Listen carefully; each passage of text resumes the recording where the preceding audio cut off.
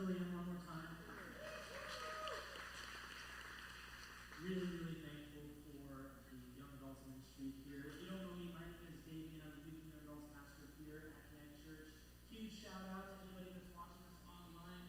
We are so glad that you're here with us this morning. Make sure you let us know that you're watching us wherever you're at right now, because it is Labor Day weekend. So if you're just cruising down the Salt River right now and you got us up on your phone, don't drop it in the water. If you're driving us up for some camping or anything like that, just take a moment, go off to the side of the road, and comment down below and say, hey, I love my church, and just let us know where you're watching from. We are so glad that you're here. Today we're going to be taking a little bit of time to do communion. We're going to be doing that following this talk, but if you're watching from home and you want to participate in that with us, you're more than welcome to take the drive back over here, get out of the tube, come on, or you're more than welcome to use whatever elements you have that are nearby you, and you can join us for that. We'd love to invite you to join us for that. But we are moving on into understanding what takes place in Mark chapter 14. And when we have this moment in Mark chapter 14, it's honestly it's new for me, new ground for me, because it's more of a somber chapter. I don't usually talk about the sad stuff. I talk about the good stuff and the happy stuff. So let's set the tone right, and would you bow your heads and let's pray. Dear Lord Jesus, thank you for honestly the truth of your story and the truth that we're going to be unpacking this morning. That on a weekend like this, where we get to celebrate and just enjoy time with our families, that as we dive into something that is raw and that is real and that has everything to do with the hope of the gospel and the truth of the gospel of what it is that you've done for us, we thank you for that. We praise you for that, and we lift that all up, Jesus, in your name. Amen. Now, Mark 14, it represents a shift in the story. Like I said, somber. It represents a shift in the story of Jesus' life and his ministry towards the horrific moments leading up to his death. Last week, David led us in a discussion of Jesus speaking about the end times. He talked about how Jesus had this vision and this goal towards what was to come. And when we have this moment picking up in Mark chapter 14, the way that Mark writes this chapter is he's really progressing towards the end of the story. And this is the tragedy of Jesus' story. Mark outlines the tragedy at the very beginning. In the very first, I think, 11 verses of the chapter, Mark outlines a sandwich, basically. That's what I like to call it, a sandwich anyways. I don't know what your favorite sandwich is, turkey, meatloaf, whatever. But Mark outlines this kind of sandwich of one really bad thing, one really confusing but possibly good thing, and then another really bad thing. And he sandwiches these three stories together. Starting in Mark chapter 14, verse 1, it says, "Now the Passover and the festival of unleavened bread were only 2 days away, and the chief priests and the teachers of the law were scheming to arrest Jesus secretly and kill him." Verse 2, "But not during the festival," they said, "or the people may riot." This was important because the chief priests, the teachers of the law, honestly the religious leaders, they felt as though Jesus was a threat to them because he threatened their power. And so in the form of a power play, they wanted to figure out how they could arrest him, how they could convict him, and how they could put him to death. But they had to do it strategically. They had to do it under cover of night. They had to do it where no one was outside and no one could see what was going on. Because if they did it during the festivities, if they did it during Passover, if they did it during the festival of unleavened bread, people who had celebrated Jesus just a week or 2 weeks before when he was coming into the city, and they were throwing palm leaves in front of him when he was coming into the city, and they were celebrating him, calling him the King of the Jews and saying, "This is our King," and he was being celebrated and worshiped as God. If they took him right in front of the people and they said, "We're going to arrest him," there would have been riots in the streets. They had to come up with some plan, some form of a false justification for their actions in order to get the people on their side, and they couldn't do it during the festivals. Now, when I hear from my parents, "Hey, do you want to hear the good news or the bad news first?" I usually say, "Give me the good news," or "Give me the bad news first, and then cheer me up with the good news later." So even though this is a sandwich of good, bad, and good, we're going to jump, or bad, good, and bad, we're going to jump to the second part of the bad and then come back to the good. Verse 10, "Then Judas Iscariot, one of the 12, went to the chief priests to betray Jesus to them. They were delighted to hear this, and they promised to give him money. So he watched for an opportunity to hand him over." These two passages could have been read one right after the other. The chief priests want to kill Jesus. Judas is like, yes, let's do this. I will betray him to you. We have this moment where the story flows so perfectly in from one thing to the next. When it comes to Judas, it's actually this moment where in Matthew chapter 26, we find that the amount of money that he is promised is 30 pieces of silver. Now, these 30 pieces of silver is equivalent, what we find out in the law in Exodus chapter 21, 30 pieces of silver is equivalent to the amount of money you would exchange in purchasing a slave. And that is what Judas accepts as the price for Jesus' head. This is the tragedy of his story. But for whatever reason, Mark decided, I got to put something good in there. I got to put something to comfort the people. I got to put something in there that makes no sense at all. I got to sandwich these stories together. And so we have it pick up in Mark 14, verse 3. While he was in Bethany, speaking of Jesus, reclining at the table in the home of Simon the leper, a woman came with an alabaster jar of very expensive perfume made of pure nard. I have no idea what nard is, but it doesn't sound appealing at all. She broke the jar and poured the perfume on his head. Some of those present were saying indignantly to one another, "Why this waste of perfume? It could have been sold for more than a year's wages and the money given to the poor." Man, nard was worth a pretty penny. And they rebuked her harshly. "Leave her alone," Jesus said. "Why are you bothering her? She has done a beautiful thing to me. The poor you will always have with you, and you can help them anytime you want, but you will not always have me. She did what she could. She poured perfume on my body beforehand to prepare me for my burial.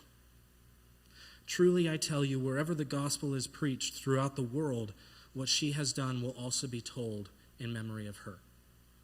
And we have this moment where Mark is writing a story about the chief priests, the religious leaders of the day, wanting to betray Jesus, wanting to betray him under cover of darkness, wanting to betray him in such a way that they could possibly convince the people he is worth betraying.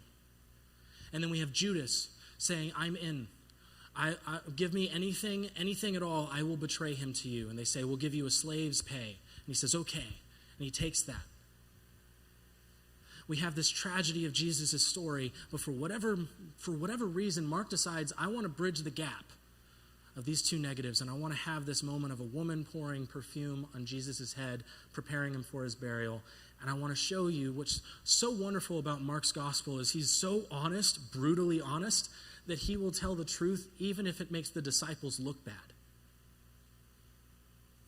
And we have this story where the disciples look kind of bad because they're saying, "How could you waste such expensive perfume? How could you waste a year's wages on this perfume just to pour it over his head?" And we have this moment where Mark takes these two essentials of the story and he breaks them up with this woman anointing Jesus in verses 3 through 9. Why is she so important? Why is she so important that Jesus even says, wherever my gospel is preached, Jesus, in saying the word gospel himself, not just the gospel of Mark or the gospel of Matthew, this is Jesus saying, this is my gospel, this is my story. Wherever my story is preached, this woman will be remembered. Why is she so important? The first thing to notice is that when Mark writes his gospel, he writes it much like a screenplay. He wants his audience to visualize what's going on, feel the drama of the moment. Do you feel the moment where the chief priests are plotting against him, and whilst they're plotting against him, Jesus is in the home of Simon the leper, and this woman pours perfume over his body saying, "Hey, I will prepare you for your burial." She knows what is to come, and the disciples, they're missing the point. They don't get it. They don't know what's going to happen. They don't know what's going to come. Jesus has talked about his death, his resurrection 3 times so far in the Gospel of Mark. And now there's this moment where this woman is pouring perfume over him, and the disciples are saying, this is a waste of money. This is a waste of wages. You could have given money to the poor. You could have fed people. You could have done something positive with this. You could have done something good with this. And Jesus is saying, why do you think what she's doing is wrong when it's involving me? First thing to notice is he writes it like a screenplay. And he puts things in a specific order in order to present the drama and visualize the drama of Jesus' life. And if this is how Mark writes, then he writes with such intention that everything he puts in this sandwich of a story is put there with such precision that it is meant to be considered important. It's not just throwing it together in some linear fashion of saying this is exactly how things go. He's putting it in there for the reason of saying this is why you need to understand it. There is a moment here, there is a message here, there is something important here. And the second thing to notice is this. Everything that comes next in chapter 14 of Mark's gospel is no one can see what's right in front of them. Nobody can notice the truth. Nobody realizes what's happening right in front of their eyes.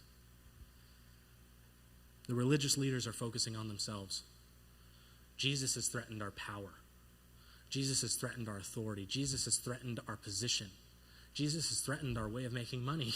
Jesus has threatened our livelihood. He's threatened our families, because if we can't provide for our families through our livelihood, then we have to find other jobs. Oh no, what if we found other jobs that were like everybody else? Oh no, what if we didn't have some sort of a power over everybody and people looked at us and they were like, oh, you're just like me. I can't be just like them. We have to kill Jesus. And they have this moment where they're thinking only of themselves. You have this moment with Judas. And he is focusing only on his betrayal. I don't get what Jesus is doing. I don't understand why Jesus is saying these things. I don't understand why Jesus is teaching us this way. Why does he keep talking about his death? He's still here. Why does he keep telling me about him being this Messiah? Why does he keep talking to me about my sin? Why does he keep saying that there's change that's happening in my life? I don't want to change. Certainly not for him. And so Judas is focusing on his betrayal. And the disciples are focusing on what could have been. You're wasting money. You could have done something so much better than just waste it pouring it over Jesus. Why did you pour this offering over Jesus? Why did you give everything to him? Why did you give everything that you had, all that you could have saved? We're not told if this woman is wealthy or not. We're only told that what she had was worth a year's wages, and she poured it all over Jesus. And they're saying, why would you waste everything giving it to Jesus when you could have done something good with it? And you see how everybody's missing the point. What are you choosing when it comes to Jesus? I mean, imagine someone coming into church for the first time ever, possibly, and they find Jesus in the moment in the room, and they think, wow, I'm all in on this. And you see them worshiping, but you notice the shoes that they're wearing. You notice their clothes are a bit tattered up. You notice that they may have a bottle in their hand, and you think, hey, what are you doing here? Why are you here? What gives you the right to worship Jesus? And we scold people because maybe they could have been doing something better with their time. Get clean first before you ever meet Jesus. Don't waste your money before you ever meet Jesus. Have no sin before you ever meet the Savior. Do you see the problem with this? Why are you choosing this when you could have chosen that? Why are you choosing Jesus when you could have chosen something greater? Why are you choosing Jesus over your time in ministry? That's something really good. You're doing something good for people. Why are you taking a break? That doesn't make sense. You can't serve people for Jesus and then say, I got to take a break because I got to love on Jesus. That doesn't make any sense. Why are you choosing Jesus over something good? Why are you choosing Jesus over your career? You're making money. This is your livelihood. Why would you want to be like everybody else? Why are you choosing Jesus over your career? It can be more difficult. Why are you choosing Jesus over your friends?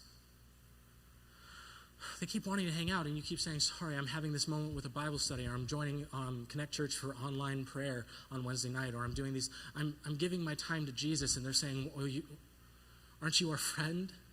Why are you choosing Jesus over our friendships? Why are you choosing Jesus over your family? It gets more difficult. Why are you choosing Jesus over your relationships? Why are you choosing Jesus over your financial gains? Why are you choosing Jesus over your dreams? Why are you choosing Jesus over your aspirations? Why are you choosing Jesus over anything and everything, even if that something is a really good thing.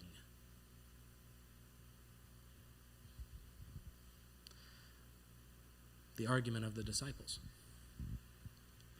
Why are you choosing Jesus when you could have done something better? Yet Jesus, he comes to her aid, immediately comes to her defense. Why not choose me? Why not choose Jesus? Why am I less than that other thing?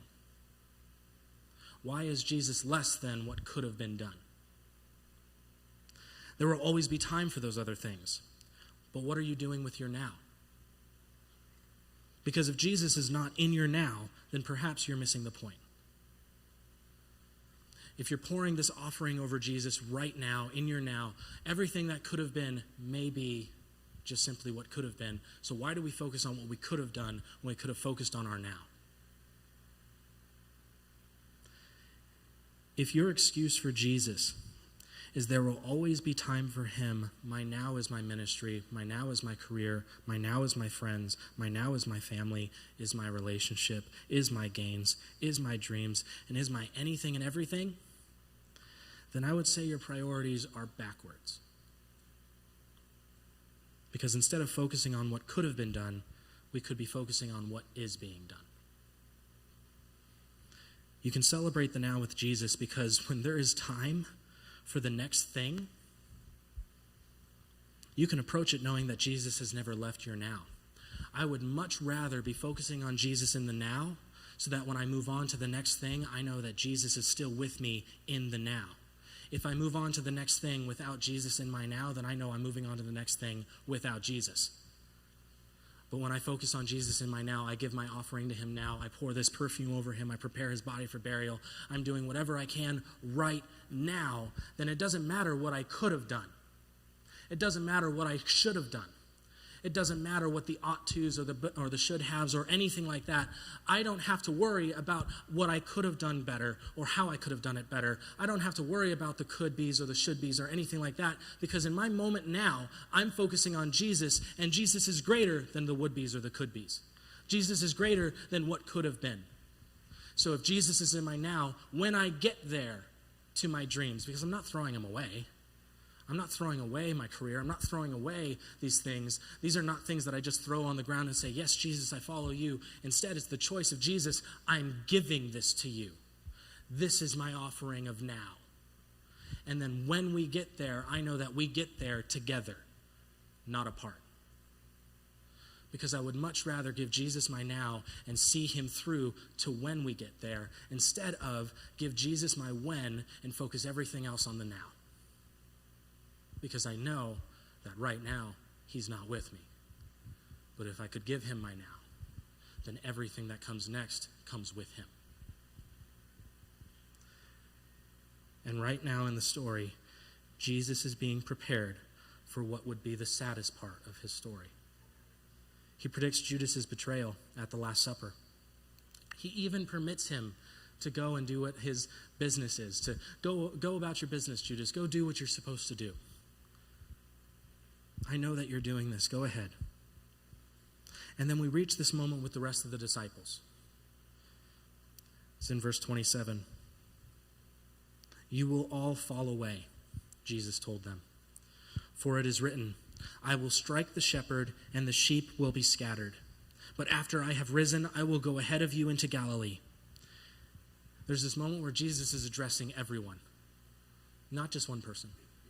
He's addressing all of his followers. But then Peter, he chimes in. He goes, Peter declared, even if all fall away, I will not, Jesus. I will not. Trust me, my eyes are fixated on you. That crazy lady over there that poured that jar of alabaster or perfume or whatever nard on you, she's wild, but I know what's up. And we're in this together, okay? Because when we get there, I'll give you my now. And there's this moment where Jesus is saying, Peter, you're not getting the point. Verse 30, truly I tell you, Jesus answered, today, yes, tonight, before the rooster crows twice, you yourself will disown me 3 times. But Peter insisted emphatically, even if I have to die with you, I will never disown you. And all the others said the same. It is so interesting to me that he persuades Jesus by saying, this is what I will do. When? Even if you have to die, what could be our future together, Jesus? That's when I'll give it to you. But right now, I'm going to prove to you that I belong to you by talking to you about our future together as if I know anything about what happens tomorrow. It's so funny to me because Jesus says you will all fall away. And we focus so much on Peter that we forget that Jesus addressed everybody else. He addressed all of his followers. He only predicted Peter's denial when Peter decided to protest. He only predicted Peter's denial when Peter said, no, Jesus, I'm better than all of them. Don't you see? Don't you see? I'm the better Christian. We haven't even invented the word yet, but I know it. I'm the better Christian. Jesus, look, if I had perfume, I'd totally pour it all over you, but I know better. I know I should give the money to the poor. Yeah, I know there always will be poor, and I could always be doing that. And the fact that I'm not doing that right now is a better reflection of my own character. But hey, I would rather argue about the person who's wasting their money than talk to you about how I'm using mine. Yeah, Jesus, I'm better than all the other disciples. And we have this moment where Peter is protesting, and Jesus is saying, you get it that you're going to fall too, right, Peter? When I say everyone, I do mean everyone. And later when Jesus is arrested, we're told that everyone flees. Funnily enough, in verse 51, Mark decided to include a snippet of a follower of Jesus that was fleeing in such a hurry that his garments fall away and he flees naked into the night. It's a weird detail. But like I said, Mark tries to write the screenplay, so drama. Imagine being so terrified of following someone that you would leave everything, even your shame, behind. Nothing could stop you. You're pursuing after nothing because you would much rather run away from someone. You followed him closely for years, but as soon as things get tough, you fled with such reckless abandon that nothing could hold you back from turning away. And while the religious leaders are trying to find anything and everything that they could pin on Jesus, it talks about how they keep finding all these testimonies of people trying to say something and then nothing adds up. Everybody's testimonies are contradicting each other's. Nothing makes sense. People are trying to find anything and everything they could. On the cover of darkness in the middle of the night, they're trying to find people who could say something against Jesus, and no one can say anything. And then someone says, well, wait, he says that he's the Messiah. Maybe we could just ask him. And they go, well, are you the Messiah? And he goes, yeah. And they go, ha-ha, you're a liar. Anything and everything they could pin on Jesus while they grasp for straws, trying to see if there's just one thing they could use to justify their arresting him. Peter's prediction comes true. Verse 66. While Peter was below in the courtyard, one of the servant girls of the high priest came by. When she saw Peter warming himself, she looked closely at him. You also were with the Nazarene Jesus, she said. But he denied it. I don't know or understand what you're talking about, okay? Look, I was just applying some perfume that was extremely wealthy and really cool and giving it to the poor, and it was awesome. And I have no idea who this Jesus guy is. No idea what you're talking about. And he went out into the entryway. When the servant girl saw him there, she said again to those standing around, this fellow is one of them. And again he denied it. After a little while, those standing near said to Peter, surely you are one of them, you're a Galilean. And he began to call down curses. And he swore to them, I don't know this man you're talking about. I don't know him. I'm a good guy. I don't hang out with those that are arrested. What are you talking about? I'm better. I'm better. Look, you could give anything and everything to this guy, and you could think that I'm following him, but trust me when I say I'm not following him now, so when would I ever follow him? I'm not going to give him my now. I'm only going to talk about when I'll follow him. I'm not going to give him my career, my finances, my whatever right now. I'll talk about when I can do that. And I'll second guess everything up until that moment because he's not in it with me right now. And immediately the rooster crowed the second time. Then Peter remembered the word Jesus had spoken to him. Before the rooster crows twice, you will disown me 3 times. And he broke down and he wept. This is the tragedy of Jesus' story. Everybody's left him behind.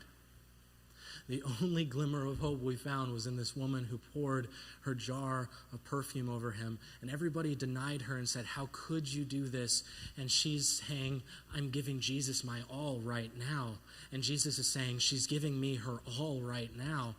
Why would you ever think that there is something that could have been done greater than this? There will always be time for those good things. There will always be time for those wonderful things in your life. There will always be time for you to dream and always be time for you to pursue your career. There will always be time for you to pursue and chase after your family and fix what's ever broken. There will always be time for you to spend it with your friends. There will always be time for the choices in life that look like they could be even better than Jesus. There will always be time for those. But the problem is, if you're not giving Jesus your now, then when those things come, is he going with you or not?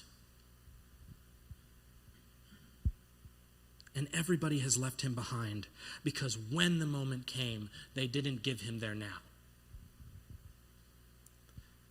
Where is the hope in chapter 14? I mean, we're told that this is good news, but it seems the only person who understood who Jesus is was the woman who prepared him for burial. Where's the hope in the midst of all this chaos? It's the moment where you've chosen these things and you said, I chose Jesus. I chose to follow him. I chose to give him my all. I chose to give him my anything and everything. I'm pursuing after him. I made a hard decision with my career because I wanted to spend time with Jesus. I made a hard decision about my family because I wanted to make sure that Jesus was running things in my life. I made a hard decision about my finances because I wanted to give faithfully to what Jesus has me and where Jesus has me. I made a hard decision. Jesus, where is the fruit of that decision? I've given you my now. When will there be hope? And we have this midst of chaos. Jesus, if you're calling me to give you my now, and we go together into what comes next, where is my hope for the better moment? Because if I chose you over my ministry, if I chose you over my family, over my relationship, my career, my dreams, if I chose you over my tomorrow, if I chose you over my anything and my everything, where is the hope of now? Where is the hope in Mark chapter 14? I'll give you the answer. It's Passover. Passover was meant to celebrate 2 things. The first was God saving his people during the exodus of Egypt. The people of God were told to sacrifice a lamb and smear its blood on their doors. And the angel of death, who came for every firstborn in Egypt, would pass over the doors of those who were belonging to God. This was the final plague in Egypt. And it led to Pharaoh deciding, I'm going to give up the Israelites. I'm going to give up the Hebrews. I'm going to give up the Jews. And they will no longer belong to me. They will belong to God. The first moment that the people of God truly belong to God and not to anyone else. If you ever wonder why God hardened Pharaoh's heart, just side note, if you ever wonder why God hardened Pharaoh's heart, it's because if I did something to you and you said, okay, don't hurt me, I'll give you what you want, are you truly making a decision for yourself or am I forcing your hand? If the Israelites don't belong to God in the moment they belong to Pharaoh, then it has to be Pharaoh's decision to give up the Israelites on his own. If you ever wondered why God hardened Pharaoh's heart, that's why. Because it had to be Pharaoh's decision. Because God, even though he didn't like him, he still respected the position of Pharaoh, and he wanted Pharaoh to decide, all right, fine, the Jewish people are yours. The first moment in all of history, we belong to God.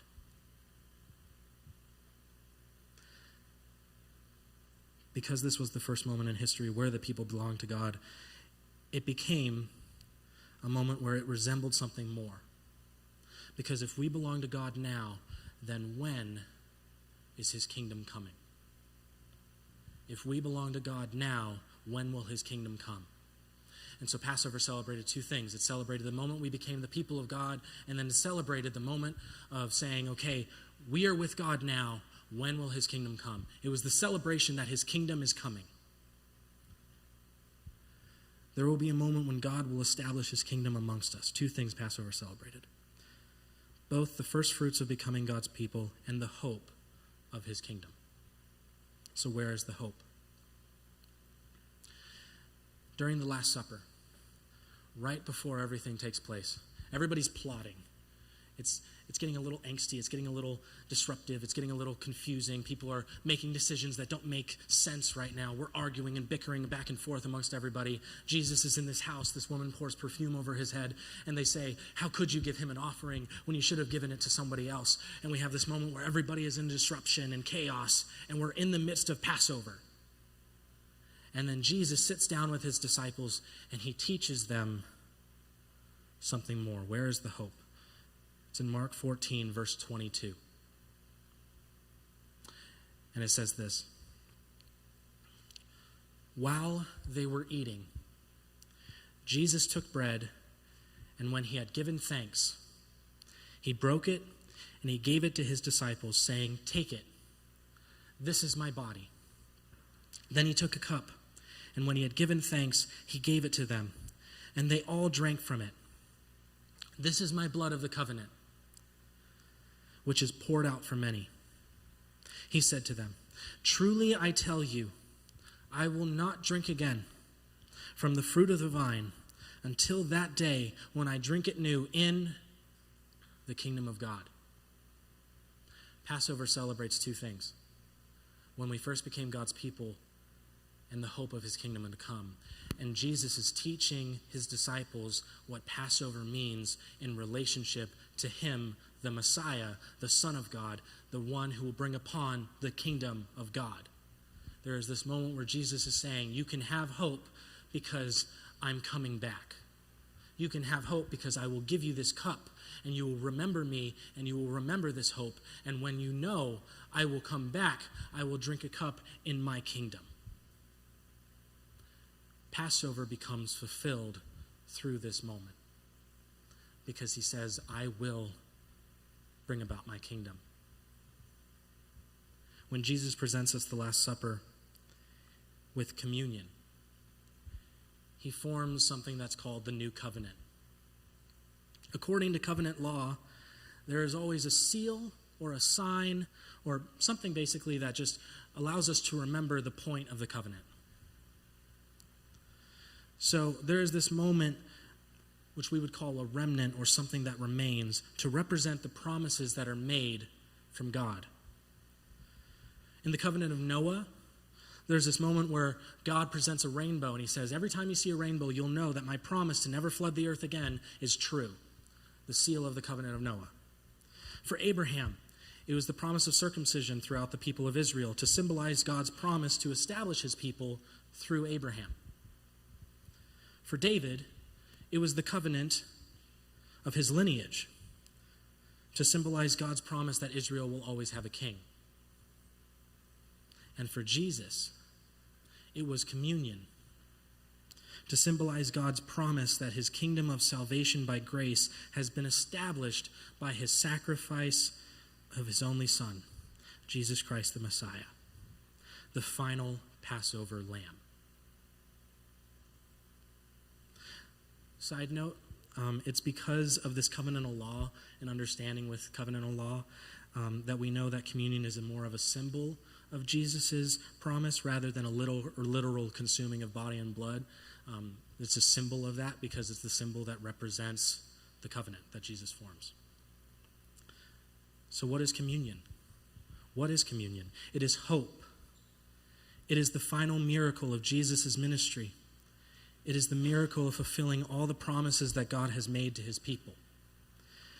So when you feel like you've lost all hope, when you feel like you don't know if you made the right or the wrong choice, when you feel like you're going through the moments of what ifs, what if I did it this way? What could have been?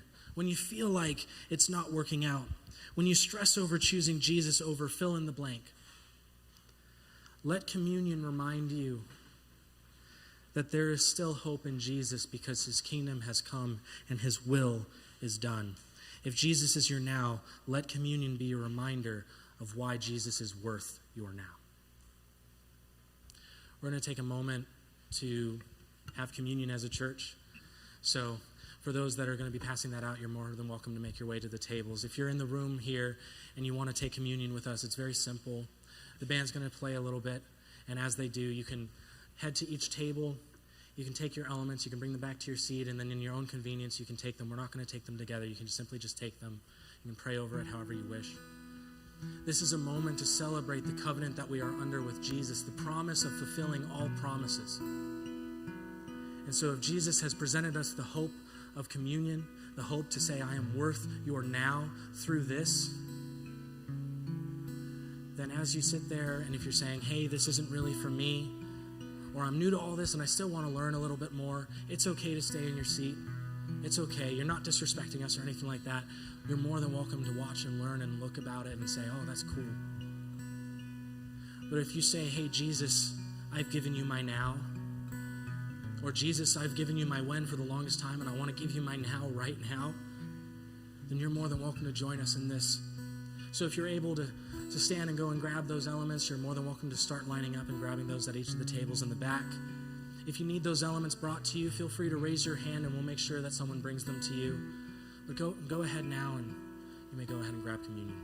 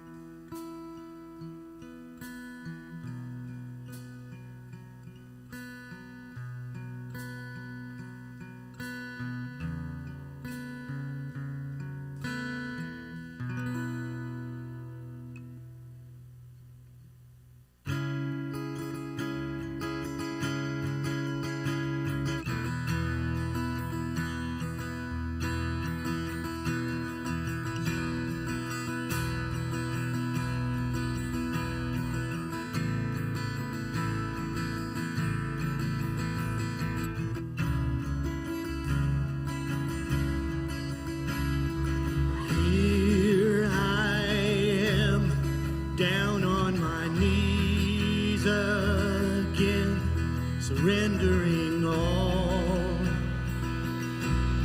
surrendering all. Find me here, Lord, as you draw me near, desperate for you, desperate for you. Surrender.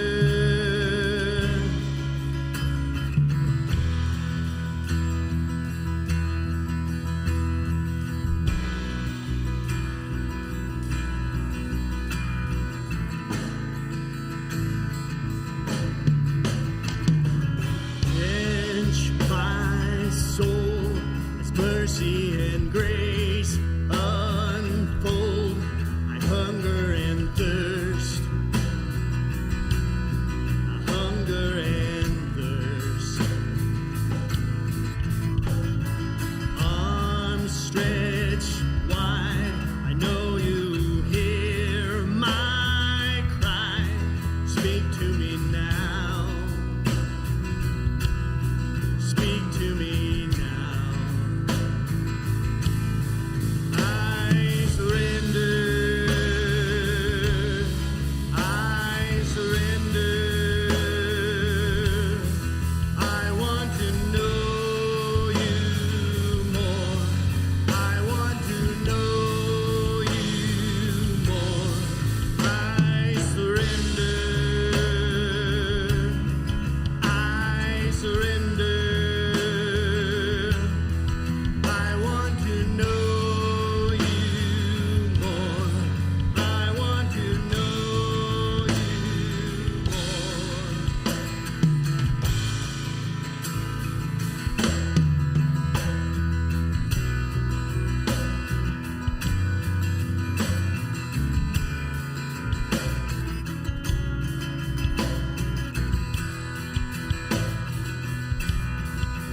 Like a rushing wind, Jesus breathe within.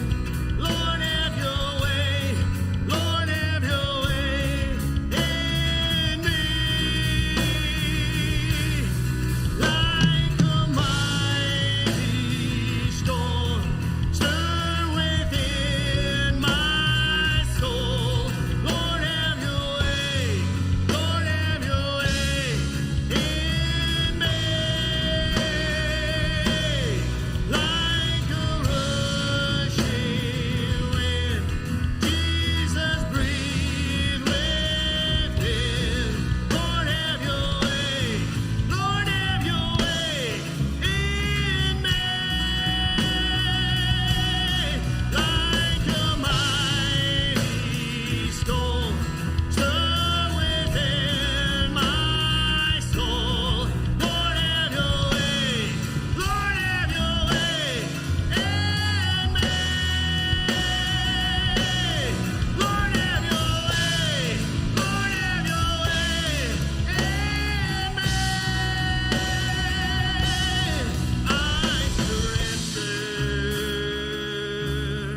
I surrender.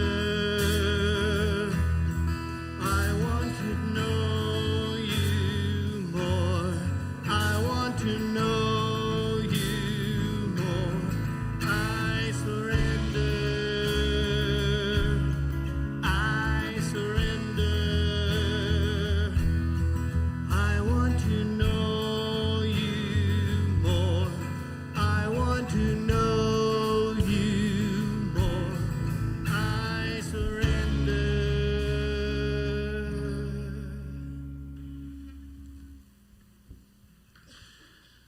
In the coming weeks, we're going into the tragedy of Jesus' story. It's the tragedy of now so that we can have a hope for our when. So if you give Jesus your now, I promise you, if you give Jesus your now, he will go with you into your when. Connect, as you head out today, we have a couple of things that are really exciting, honestly, things that will help you to stay connected here at Connect Church. A few of those things are out in the lobby. We have concert signups that you can sign up for. They're honestly a whole lot of fun, and you're more than welcome to sign up and join us for that. We need a few people that just help people coming through the doors and things like that for those concerts. We also, you heard Julianne mention the Women's Bible Study coming up. Also coming up on September 17th, 2022, there are these flyers that are outside in the lobby that you can check out. It has a list of things. The women's ministry is doing a baby shower where they're kind of just bringing a whole bunch of stuff together in order to present it to women who are in need, so that we have these things and supplies that we can give to them. So if you want to see that list of things, diaper bins, diaper bag hooks, all of the stuff, if you want to see what's on that list and bring those things to donate between now and then, you're more than welcome to take one one of these flyers on your way out and see about that. And if you want to join us for packing all of that stuff up and just join us for the celebration of that, that'll be on September 17th from 10 a.m. to 12 p.m. But thank you, Connect, so much for everything. If you would like, you can also sign up for our VBS that's coming up this fall with our children's ministry. All the information and more is going to be in our lobby on your way out. Thank you so much. Have a great week.